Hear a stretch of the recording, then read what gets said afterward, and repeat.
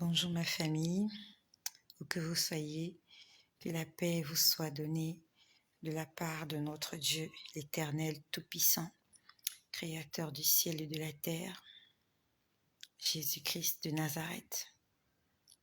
Je suis venue en toute gratitude en ce jour, en ce jeudi 18 août. Je suis venue témoigner de la grandeur, de la puissance et de la majesté de Jésus-Christ dans ma vie. Que le nom de Jésus soit béni pour ta présence. Que le nom de Jésus soit béni pour ta vie. Que le nom de Jésus soit béni pour ton salut.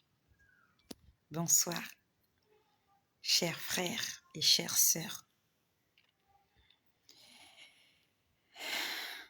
Jésus-Christ est Seigneur. Merci d'inviter quelqu'un que tu aimerais voir participer à ce live. Bonsoir à Jenny. Bonsoir à vous tous, à vous toutes. C'est vrai qu'on n'est pas encore très nombreux. Bonsoir à Rayon du Soleil, qui est revenu de vacances, qui est allé manger du colombo. Voilà, elle a mangé du colombo et elle est revenue vers nous. Bonsoir à Céleste Divine, Ulrich Nems, Monsareke Keita, Dina Franck, Obirita, soyez bénis à toute ma famille, mon frère Hussein Patnelli, Marcel de Leslie, Alda Oini, Francine Oyer, vous êtes nombreux, vous êtes nombreuses, Gaëlle, Benoît Martingou, Colette, vous êtes nombreux, vous êtes nombreuses.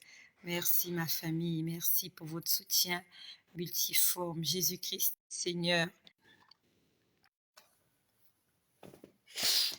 Jésus-Christ est Seigneur, il est notre Dieu et je ne cesserai jamais assez de le dire jusqu'à mon dernier souffle. Bonsoir à Fleurima, Maïté fille de Jésus, ma sœur Solange Edimo, sois bénie, j'ai reçu ton colis. Merci à Solange, que le Seigneur te le rende au centuple.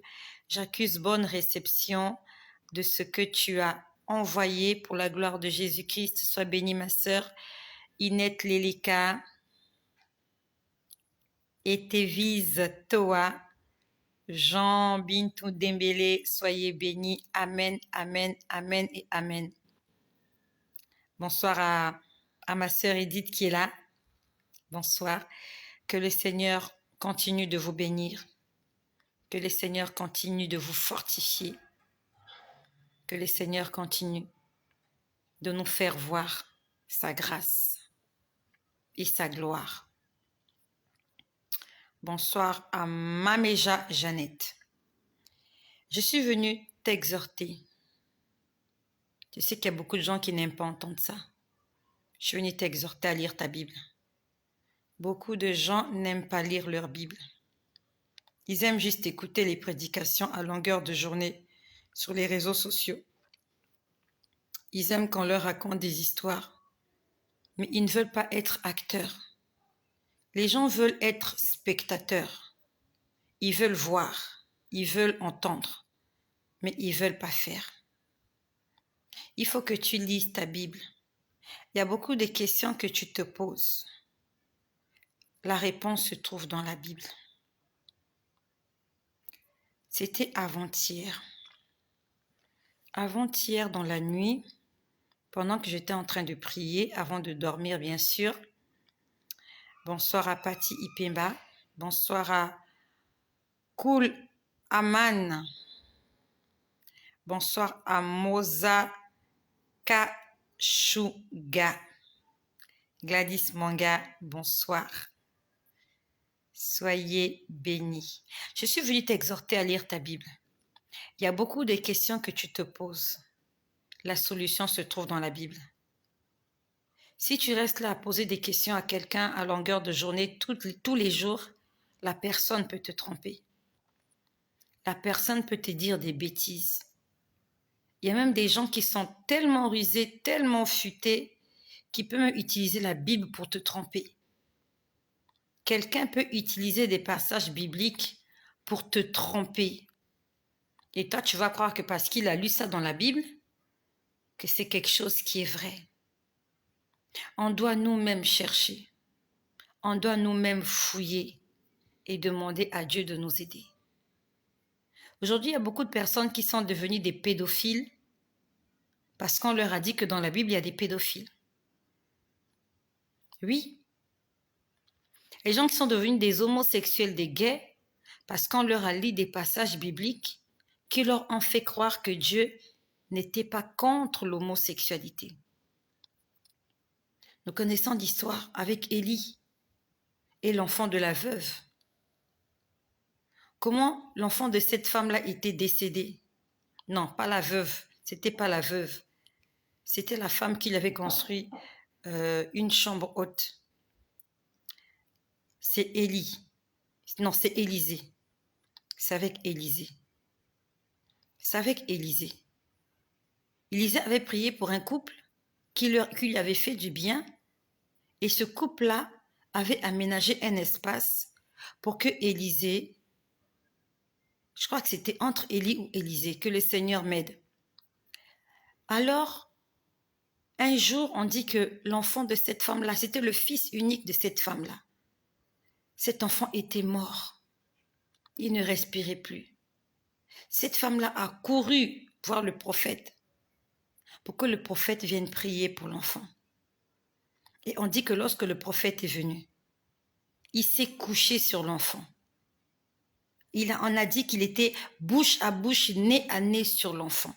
Et il y a beaucoup de personnes qui se servent de ce verset biblique pour dire que Dieu n'a rien contre le fait qu'un adulte grimpe sur un petit enfant. Il y a beaucoup de gens, ils vont te dire, il y a beaucoup de gens, des faux serviteurs de Dieu.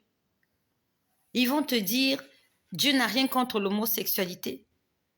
Ils vont te parler de l'histoire de David et de Jonathan. La Bible nous dit que Jonathan aima David comme son âme. Et il utilise ce verset pour dire que Dieu n'a rien contre le fait que deux hommes puissent s'aimer, puisque Jonathan avait aimé David. L'avait aimé comme son âme. Ça veut dire que Jonathan aimait David de tout son cœur. Et ils vont utiliser ce verset biblique pour te faire croire que Dieu n'a rien contre le fait que tu puisses aimer un homme de tout ton cœur. Nous devons avoir l'esprit de sagesse, de connaissance et de discernement. Si tu ne lis pas la Bible, on va te tromper. Et ce n'est pas parce que tu seras dans l'ignorance que tu ne seras pas condamnable. L'ignorance n'est pas une excuse. Quand tu arrives dans un pays, avant de te mettre au volant, conduire, il faut d'abord que tu apprennes comment ça se passe. Que tu apprennes à lire leurs panneaux de circulation, de signalisation. Tu ne peux pas aller n'importe où comme ça, prendre le volant et rouler comme si de rien n'était. Quand tu vas quelque part, tu dois te renseigner. Raison pour laquelle Jacob avait été trompé. Il est allé dans la maison de Laban. Il a aimé Rachel. Il ne s'est pas renseigné comment ça se passait là-bas. Il faut te renseigner. Il faut demander comment ça se passe. Demande au Saint-Esprit comment ça se passe. Il arrive chez Laban. Pourtant, Laban, c'était son oncle. Mais il ne connaissait pas les coutumes de là-bas. Voilà comment il va s'amouracher de la petite sœur. Et il croyait qu'on allait lui donner la petite sœur. On lui a donné les deux. Et vous avez vu comment ça s'est passé? Il était désemparé. Parce que lorsqu'il est arrivé, il n'a pas tout fait pour prendre des renseignements. Pourtant, il est resté là pendant longtemps. Il a travaillé 7 ans. Et pendant 7 ans, il n'a pas cherché à connaître les coutumes de là où il était. Et on l'a trompé. Laban l'a trompé. Il lui a donné une femme qu'il ne voulait pas. Et c'est pour ça que beaucoup d'entre nous, nous sommes trompés parce qu'on ne cherche pas, on ne demande pas, on ne veut pas connaître. On attend que les autres viennent nous expliquer des choses que nous-mêmes on peut découvrir. C'était avant-hier soir. J'étais en train de prier. J'ai entendu le tétrarque. J'ai entendu le tétrarque. Je me suis dit, pourquoi j'entends le tétrarque? Le tétrarque a fait quoi? J'ai dit, Seigneur, le tétrarque a fait quoi? C'était avant-hier soir, même pas soir, la nuit. Parce que je suis une vraie couche-tard, hein. Moi, je me couche vraiment tard. Je me couche 1h du matin, 2h, 3h, 4h. Rarement, je me couche avant minuit. Rarement. Donc, j'ai entendu le tétrarque. J'ai dit, Seigneur, qu'est-ce que tu as envie de m'enseigner par le tétrarque? J'ai dit, Seigneur, qu'est-ce que tu veux me dire? Le Seigneur ne m'a pas répondu. Il ne m'a pas expliqué. C'est le lendemain, donc hier matin. Hier matin, je me réveille. Comme tous les matins.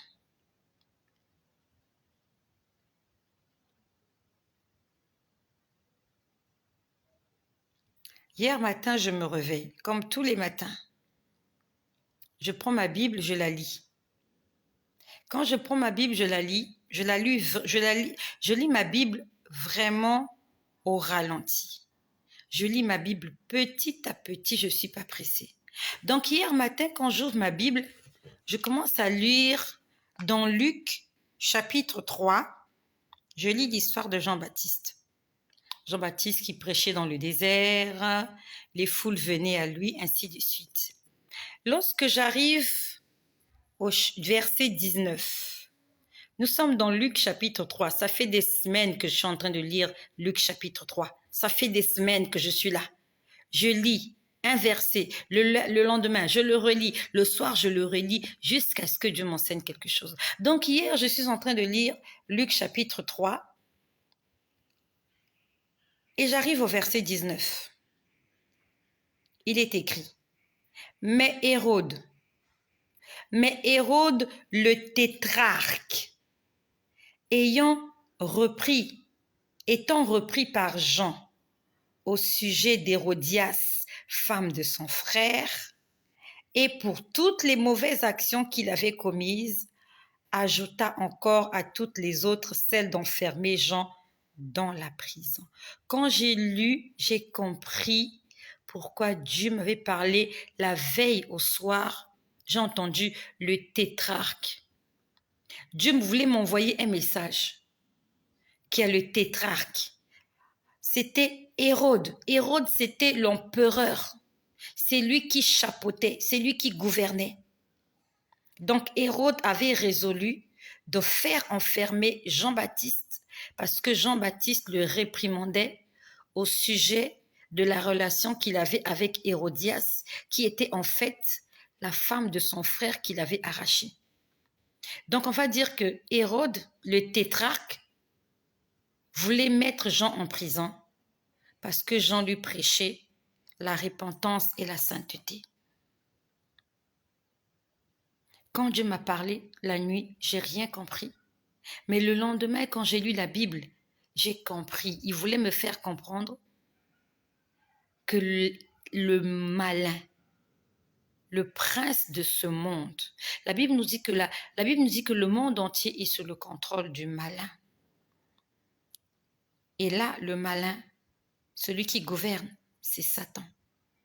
Donc Dieu voulait me faire comprendre par ce passage que celui qui gouverne ce monde, étant donné que tu parles de la repentance, que tu condamnes le péché, que tu annonces la vie éternelle, il a résolu de t'enfermer, donc de me faire du mal. Je l'ai compris hier matin. J'ai dit, Seigneur, merci. Dieu ne m'a pas répondu audiblement, mais Dieu m'a répondu en lisant la Bible. J'ai entendu quelque chose la veille. J'ai posé la question, il ne m'a pas répondu. Mais je savais qu'il allait me répondre. Je n'ai pas insisté. J'ai prié jusqu'à m'endormir.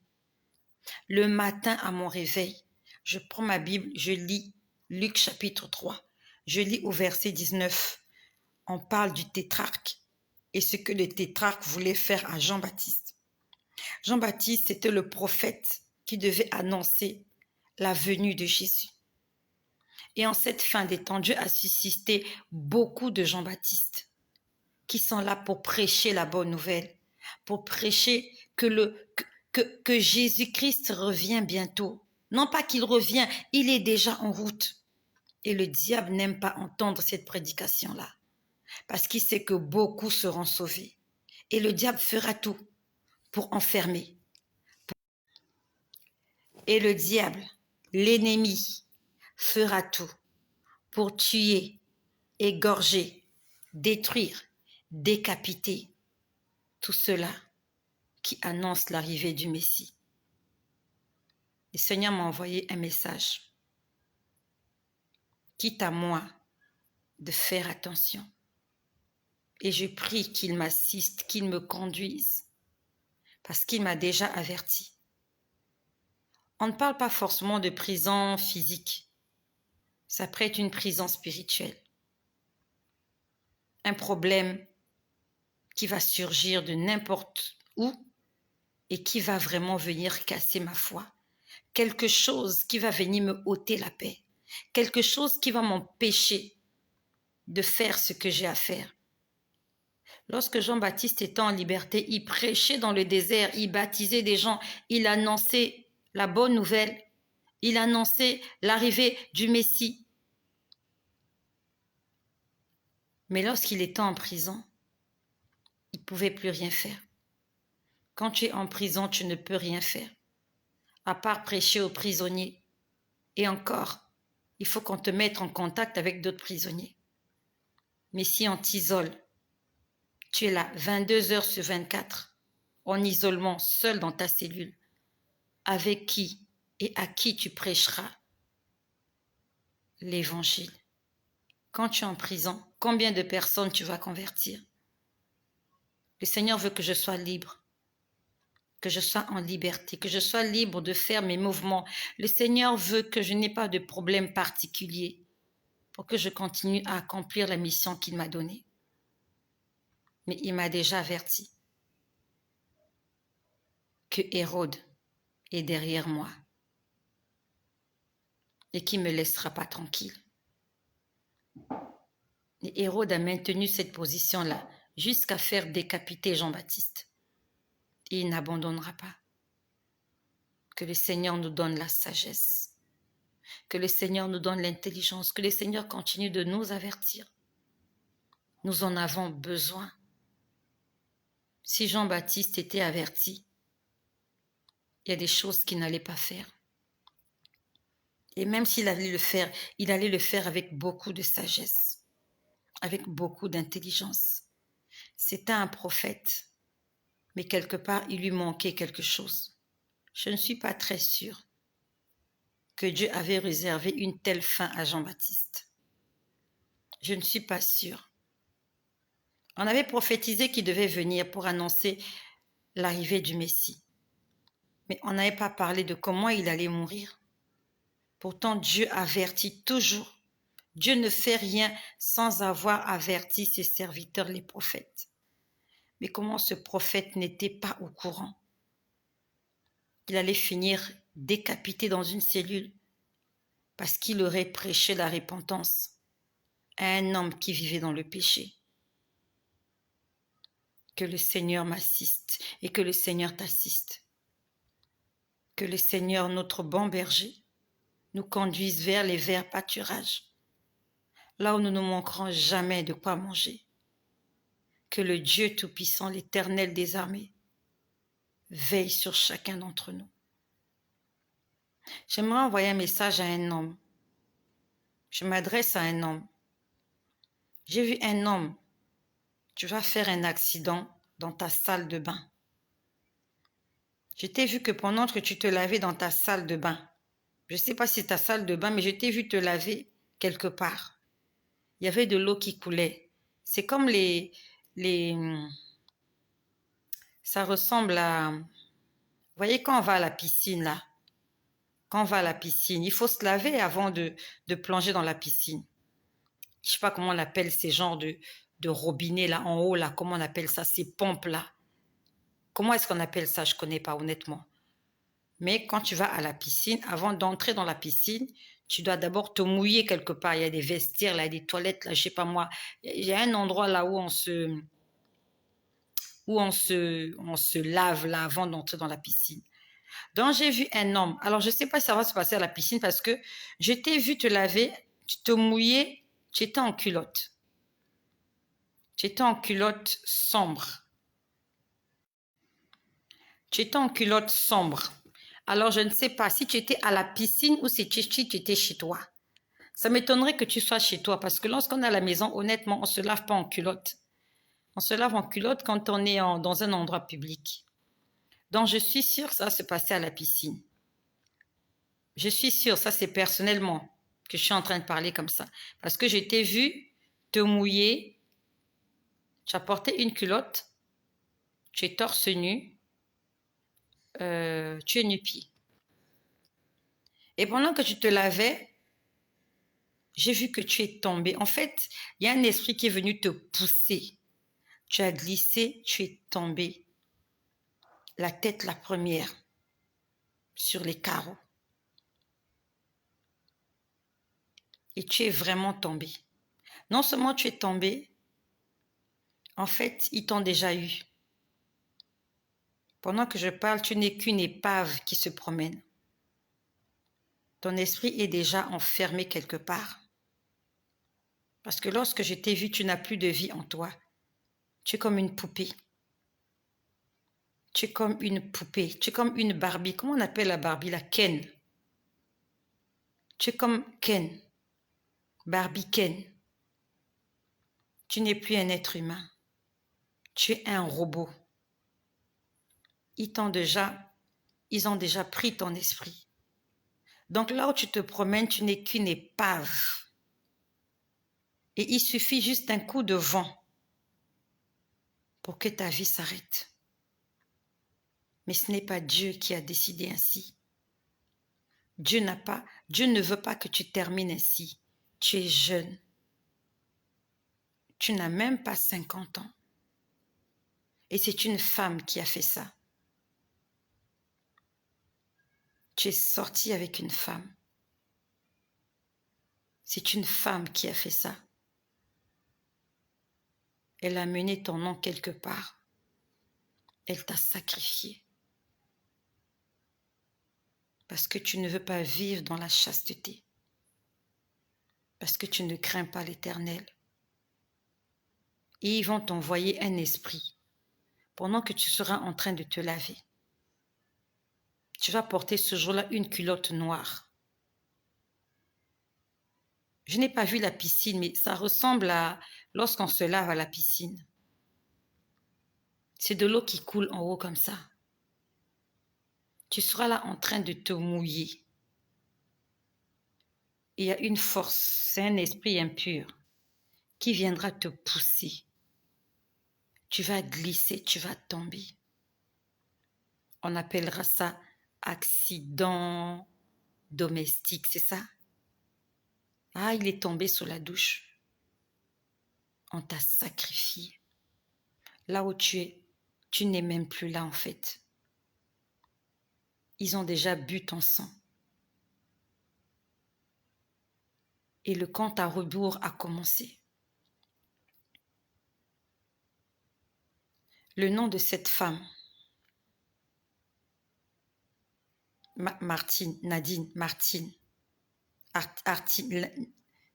Martine ou Nadine, ou Aline, quelque chose comme ça. Martine ou Nadine, quelque chose comme ça. Mais ça ressemble à ça. Si c'est pas Martine, c'est Nadine ou Aline, quelque chose comme ça. Mais j'ai entendu Martine. Martine, ça ressemble à Nadine. Aline, Martine. Ah, pas Alice. Martine, Nadine, Aline.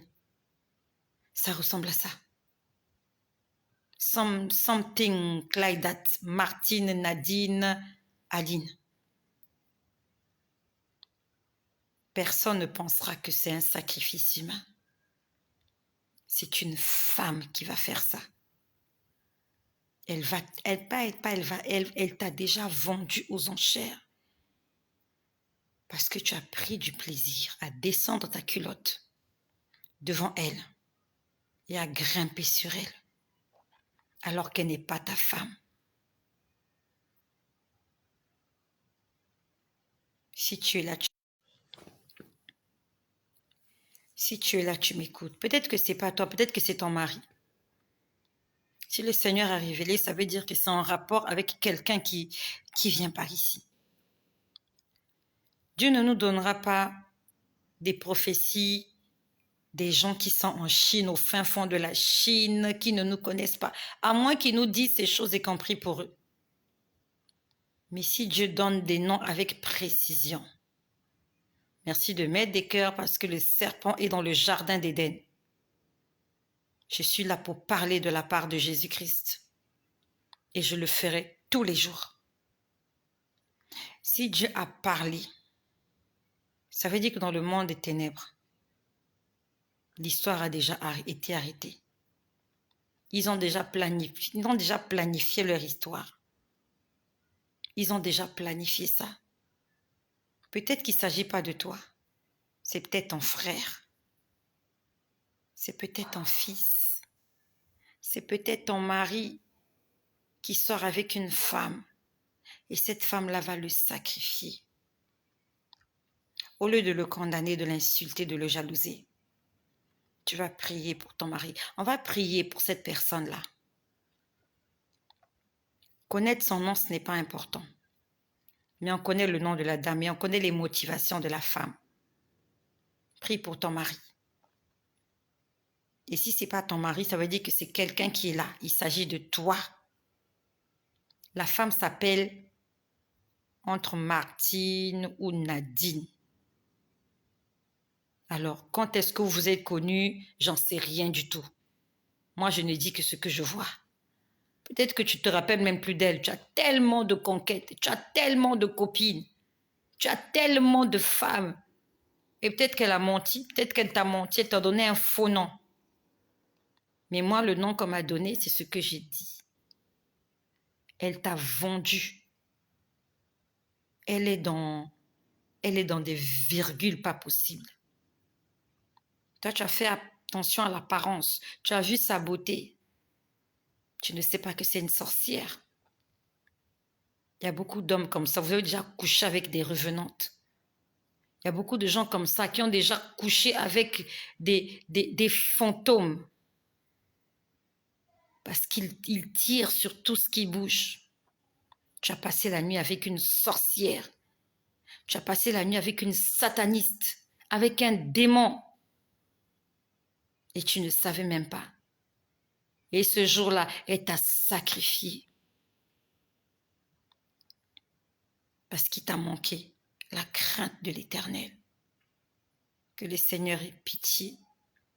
Que le Seigneur ait pitié de nous.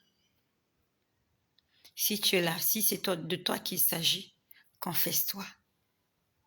Confesse-toi. Et prends la décision de ne plus recommencer. Fais une prière sincère. Parce que là où tu es, en fait, tu es déjà mort. Ils t'ont déjà eu. Le fait que tu t'es accouplé avec cette femme-là, ils t'ont déjà eu. Tu es un mort vivant. Je t'ai vu, tu es une poupée. Tu es là, tu te promènes, mais il n'y a plus de vie en toi. Et Jésus-Christ est la vie. Si tu veux redevenir un être humain, tu dois accepter Jésus-Christ dans ta vie. Pas demain, tu vas le faire aujourd'hui, ce soir. Et merci de partager. Aide-moi à partager ce message, s'il te plaît. Aide-le-moi. Le Seigneur est en train de nous avertir de beaucoup de choses. Le Seigneur est en train de nous dévoiler les œuvres des ténèbres. Raison pour laquelle l'ennemi ne peut pas m'aimer. Parce que je suis en train de dévoiler ses œuvres. Hier, nous avons prié pour Danny Warren. Aujourd'hui, nous allons prier pour ce bien-aimé-là. Si le Seigneur a montré, c'est parce qu'il veut qu'on prie pour lui. Dieu veut le sortir de là. Dieu a une mission avec cet homme. Si cet homme meurt, sa femme sera veuve. Ses enfants seront orphelins. Et nous savons comment ça se passe avec les veuves et les orphelins. Les enfants seront privés de leur père.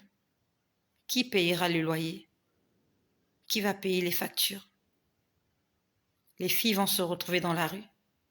Les garçons seront des brigands. La veuve, elle sera chassée de la maison. Parce qu'il y a quelqu'un qui a manqué de continence.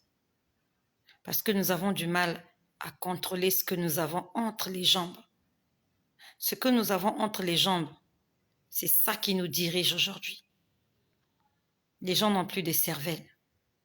Les gens ont quelque chose entre les jambes. Et c'est ça qui guide l'homme maintenant. Ce n'est plus le cerveau. Dieu nous a donné un cerveau, on ne réfléchit plus. Aujourd'hui, nous sommes guidés par notre entrecuisse, notre entrejambe dirige notre vie à nos risques et périls. Nous connaissons les conséquences. Nous en sommes conscients. Mais nous fonçons la tête la première dans le gouffre, dans l'abîme. Nous savons que là où nous partons, là, nous allons mourir, mais nous y allons quand même. À cause d'un plaisir d'une minute. Il y en a même d'autres même qui ne sentent aucun plaisir. Ils le font juste parce qu'ils sont possédés et qu'ils ont besoin de ça pour dormir. Il y a d'autres qui sentent rien du tout. Ils veulent juste se défoncer parce qu'ils s'ennuient. Ils veulent juste s'amuser. Nous allons prier ce soir.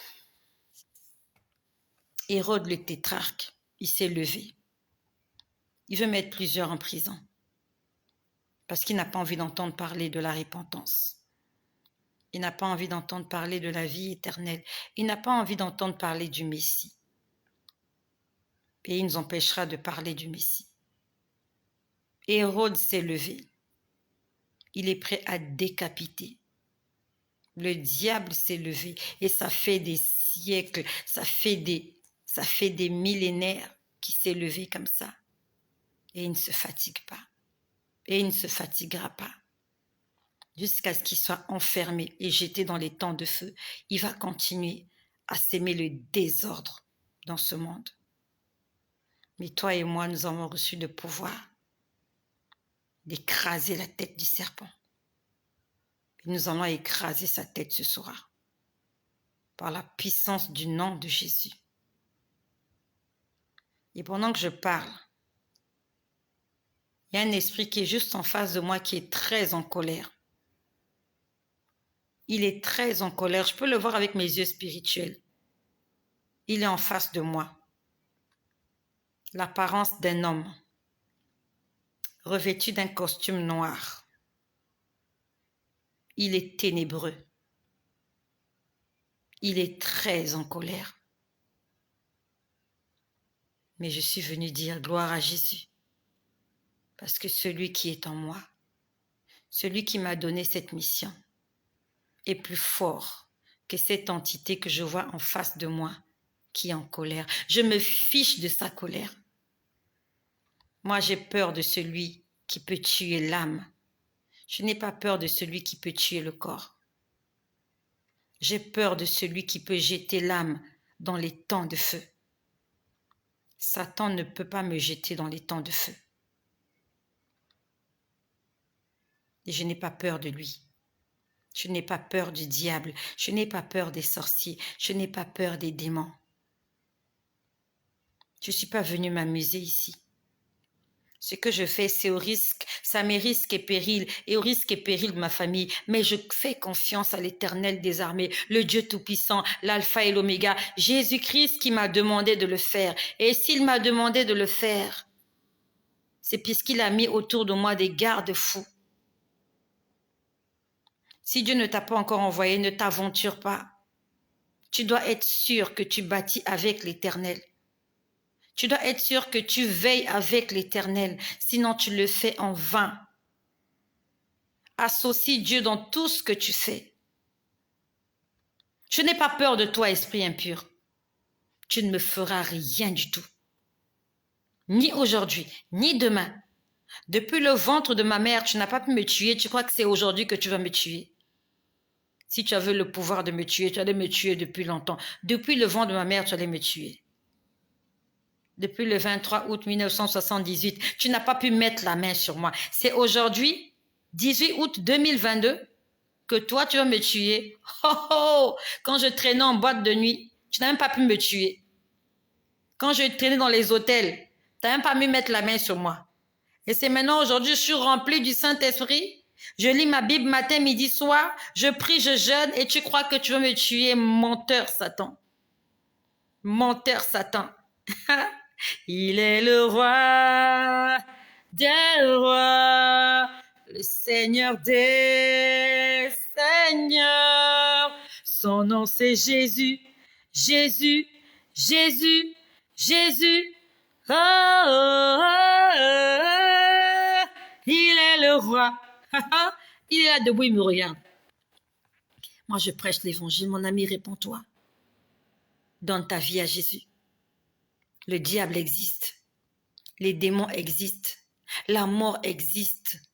L'enfer existe. La prison satanique existe. Réponds-toi. Donne ta vie à Jésus. Confesse tes péchés et prends la décision de ne plus recommencer. Hérode le tétrarque, il est debout. Non seulement physiquement, mais aussi spirituellement. Nous allons nous confesser ce soir. Tu vas te confesser. Et avant de te confesser, partage-moi cette vidéo-là, s'il te plaît. Partage-la. Ne t'inquiète pas. Ils ne viendront pas te déranger. C'est moi qui vais déranger. C'est moi qui pars d'ici. C'est moi qui vais venir attaquer. Ils ne viendront pas t'attaquer, t'inquiète pas. Ils ne t'attaqueront pas. Partage-moi cette vidéo-là. On va faire exploser la toile avec les partages. Nous sommes 68, c'est pas grave. On va avoir, il faut qu'on ait au moins 1000 partages. Même si on n'est pas 1000, on va avoir 1000 partages. Tu vas partager 100 fois cette vidéo. Pour qu'on ait 6 800 000 partages sur cette vidéo. On va demander au Seigneur de nous pardonner. Là où tu te trouves, tu vas prier. Tu vas prier. Tu vas demander sincèrement pardon au Seigneur. Aujourd'hui, c'est le 3e jour de notre jeûne, c'est la délivrance. Il y a des gens qui n'ont pas jeûné le 1er jour, qui n'ont pas jeûné le 2e, qui ont jeûné aujourd'hui. Il y en a même d'autres qui n'ont pas jeûné du tout. Mais ce n'est pas grave. La grâce, elle est disponible pour tout le monde. D'accord? On va demander pardon au Seigneur pour nos péchés. Tu connais ta vie. Tu connais tes péchés. Tu vas aujourd'hui, là, maintenant, là, tout de suite, pas demain, te confesser. Tu vas sincèrement te confesser. Se confesser, c'est demander pardon pour tout ce que tu as fait qui n'a pas honoré Dieu. Tout ce que tu as fait qui a attristé le Saint-Esprit. La Bible nous dit n'attristez pas le Saint-Esprit de Dieu pour lequel vous avez été scellés pour le jour de la rédemption. Si nous attristons le Saint-Esprit, notre salut n'est plus une garantie pour nous. Nous allons demander pardon pour nos péchés. Et nous allons demander au Seigneur de nous aider à marcher dans l'obéissance. Tu peux commencer à prier. Père éternel du Tout-Puissant, en ce 18 août, d'un commun accord avec mon frère qui m'écoute, d'un commun accord avec ma sœur qui est là, je viens te demander sincèrement pardon pour chaque péché que j'ai commis, que les membres de ma famille ont commis, chaque péché commis dans ma maison. Seigneur, les péchés que mes enfants ont commis, les péchés de mon époux, les péchés de toutes les personnes qui m'entourent. Seigneur, je t'en supplie, Seigneur, pardonne-moi. Pardonne mon frère qui est là, qui m'écoute. Pardonne ma sœur qui est là, qui m'écoute. Seigneur, pardonne nos péchés. Nous avons menti, nous avons volé, nous avons dérobé, nous avons escroqué, nous avons trompé, nous avons jugé, nous avons insulté, nous avons, Seigneur, nous avons condamné. Nous avons critiqué, nous avons murmuré, nous avons péché, nous avons commis l'adultère, la fornication, l'impudicité. Seigneur Jésus, je t'en supplie, pardonne-nous, pardonne nos enfants. Là où ils se trouvent, Seigneur, nos enfants, nos petits garçons, nos petites filles, Seigneur, que tu nous as données. L'ennemi est en train de les pousser à s'éloigner de toi. Seigneur, pardonne mes enfants. Seigneur, pardonne. Ils se disputent, ils s'insultent, oh Seigneur, ils se frappent. Pardonne les enfants. Dans les écoles, Seigneur, pardonne nos maris. Ils vont au travail, ils se jalousent. Il y a de la haine, il y a du mécontentement, il y a des disputes, il y a toutes sortes de mots dans la société, dans les entreprises, dans les bureaux. Seigneur Jésus, la jalousie entre collègues, des collègues qui ne se parlent pas. Seigneur Jésus, je t'en supplie, pardonne-nous. Il y a la colère entre nous. Il y a des couples qui ne se parlent plus. Des femmes qui ne parlent plus à leur mari, les maris qui ne parlent plus à leurs femmes, les femmes qui trompent les maris qui trompent les femmes, les enfants désobéissants, les familles qui vont dans tous les sens. Seigneur, pardonne-nous. Les parents ivrognes, les parents irresponsables.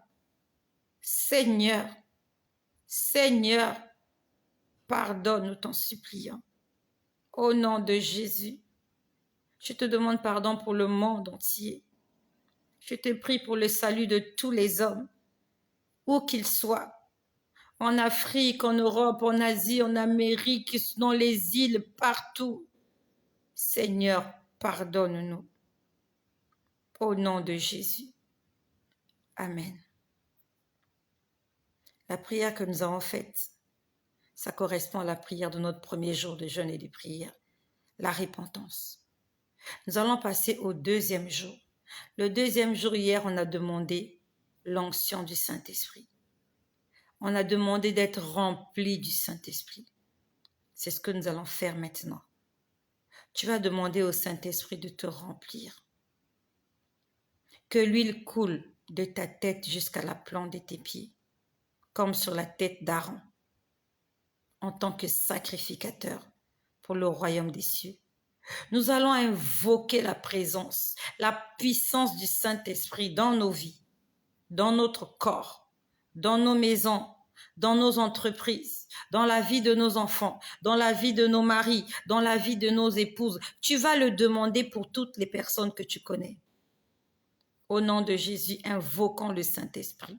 Tu peux prier. Oh Dieu, lorsque je lis ta parole, avant de monter au ciel, tu as donné une recommandation à tes disciples. Tu leur as demandé de ne pas s'éloigner, de rester ensemble et d'attendre la promesse.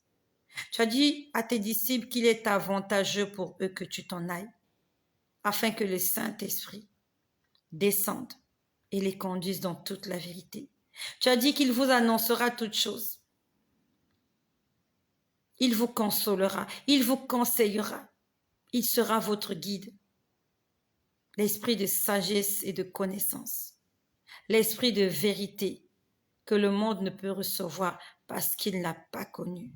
Mais nous avons la grâce d'avoir connu l'esprit de vérité. Non seulement nous l'avons connu, mais nous l'avons rencontré et nous l'avons accepté. Et nous avons décidé de faire route avec lui. Ô Saint-Esprit de Dieu, je t'invoque dans la vie de chaque personne qui m'écoute, qui qu'elle soit, où qu'elle soit. Saint-Esprit, que tu impactes toute personne qui m'écoute là, que ce soit en direct ou en différé. Je prie que l'onction de Dieu descende dans ta maison, sur ta tête. Au nom de Jésus, je prie que tu sois rempli du Saint-Esprit. Au nom de Jésus, je prie qu'une langue de feu se pose sur ta tête et que tu te mettes à parler des langues extraordinaires. Que tu te mettes à parler un langage surnaturel qui est une folie pour les hommes. Au nom de Jésus, je prie que l'onction du Saint-Esprit te touche là où tu es. Que tu sois impacté au nom de Jésus. Que l'impactation du Saint-Esprit soit ton partage. Par la puissance du nom de Jésus-Christ, tu reçois le Saint-Esprit maintenant dans ta vie. Il sera ton guide, il sera ton conducteur, il sera ton consolateur, il sera ton ami, il sera ton confident. Au nom puissant de Jésus, tu reçois cet esprit qui est disponible. Il est disponible pour tout être humain sur la terre. Et au nom de Jésus, toi qui le désires ce soir, tu le reçois. Et c'est lui qui te conduira. C'est lui le Saint-Esprit qui t'annoncera toutes choses, qui t'expliquera celles que tu ne comprends pas. C'est lui qui te convaincra du péché, de jugement et de justice.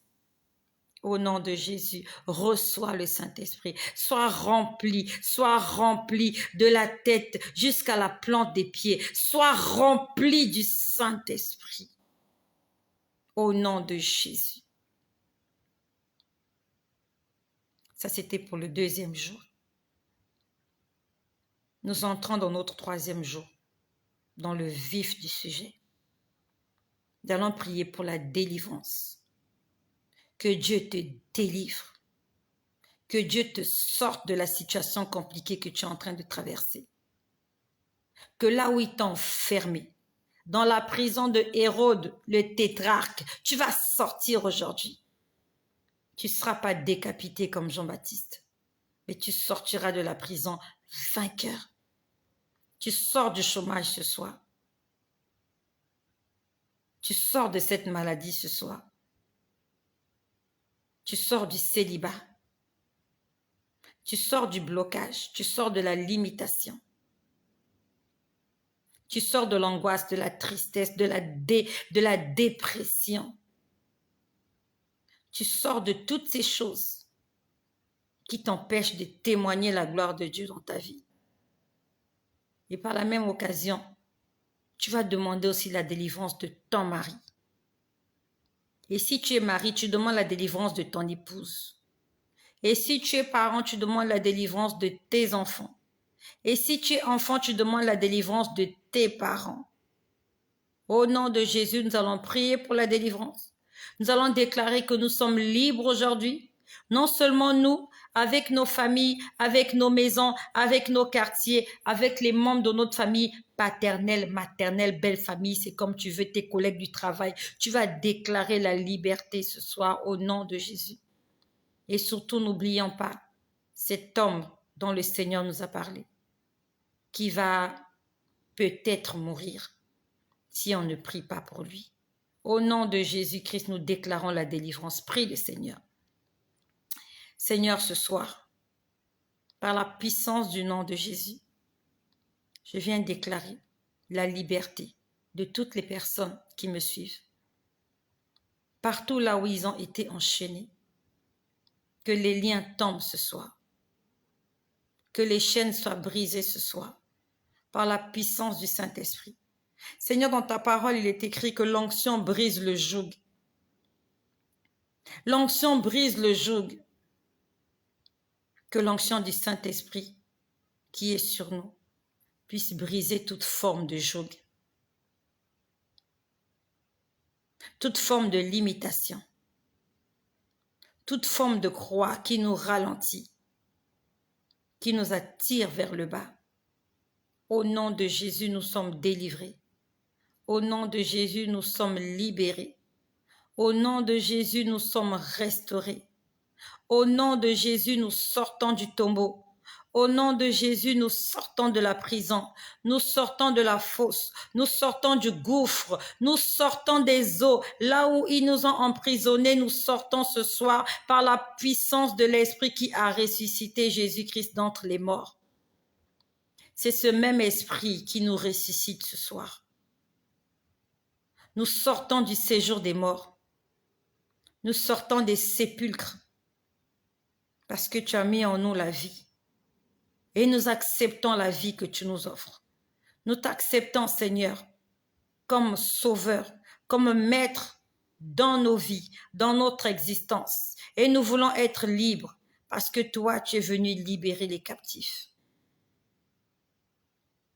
Tu as dit que si quelqu'un a soif, qu'il vienne et tu lui donneras de l'eau qui ne tarit jamais. Seigneur Jésus, nous déclarons la liberté dans la vie de toutes les personnes que nous connaissons, de loin ou de près. Au nom de Jésus, que toute forme de limitation soit brisée, que toute forme de souci, d'angoisse, de tristesse soit brisée au nom de Jésus. Seigneur, tu te manifestes puissamment. Seigneur, agis puissamment dans la vie de chaque personne. Que la maladie tombe dans la vie de toutes les personnes qui m'écoutent. J'ordonne que la maladie te quitte maintenant. J'ordonne à la maladie de te quitter. J'ordonne à cette maladie de te quitter, quel que soit le nom qu'on lui a donné. Quel que soit le nom, quelle que soit la raison, quelles que soient les origines, la souche. Ton organisme est assaini ce soir. Tes entrailles sont purifiées. Ton sang est nettoyé. Tout ton être est régénéré par la puissance du nom de Jésus-Christ. Les hépatites tombent, le VIH tombe, le Covid tombe, le cancer tombe, la prostate tombe, les hypertensions tombent, le diabète tombe, la leucémie tombe, les maladies cardiovasculaires tombent, les myomes tombent, les fibromes tombent, les fièvres tombent. Toute maladie, toute infirmité tombe ce soir. Au nom puissant de Jésus. Au nom puissant de Jésus. Alzheimer tombe, les pertes de mémoire tombent, la dépression tombe, l'angoisse tombe, la drépanocytose tombe, l'arthrose tombe, les insomnies tombent, les étouffements tombent. Au nom puissant de Jésus, toute maladie, toute infirmité tombe ce soir et je piétine la tête de l'ennemi. J'écrase la tête du serpent. Car Dieu lui-même dans sa parole, il a dit à Ève, ta progéniture écrasera la tête du serpent. Et en tant que descendant de Ève, en tant que descendant de Adam, j'écrase la tête du serpent aujourd'hui au nom de Jésus. Que tes problèmes de genoux tombent au nom de Jésus-Christ. Que les otites, que les autistes, l'autisme puisse tomber au nom de Jésus. Toute maladie, toute infirmité, dans la vie des fœtus, toi qui es enceinte, au nom de Jésus, je prie que tu mettes au monde un enfant normal et en bonne santé. Que les blocages tombent dans ta vie, dans tous les domaines de ta vie, que les blocages tombent au nom de Jésus. Que le fœtus, que l'enfant qui est en train de grandir dans ton ventre soit rempli du Saint-Esprit, comme l'était Jean-Baptiste, comme l'était Jésus. Qu'au son de ma voix, que ton bébé puisse tressaillir de joie. Au nom puissant de Jésus, que le cœur de ton enfant puisse se battre. Je détruis la mortalité infantile. Je détruis, j'annule la mortalité précoce. Je détruis toute forme de mortalité dans les maternités. Aucune maman ne mourra à l'hôpital. Aucun bébé ne mourra à l'accouchement. Au nom puissant de Jésus, je vais dans les pédiatries, dans les couveuses. J'interdis aux enfants de mourir. L'hypertension tombe ce soir. La mendicité tombe ce soir. Les menstrues douloureuses tombent ce soir. Par la puissance du nom de Jésus. Que toute personne qui entendra le son de ma voix, de la même façon que l'ombre de Paul et de Pierre pouvait guérir des malades, Je déclare que le son de ma voix guérit toute personne malade. Par le nom de Jésus-Christ, je prie que cette parole devienne vie en toi. Je prie que la parole de Dieu qui est sortie ce soir amène à l'existence ce qui n'est pas encore visible dans ta vie. Ainsi je l'ai déclaré par le mandat que Dieu m'a donné. Amen.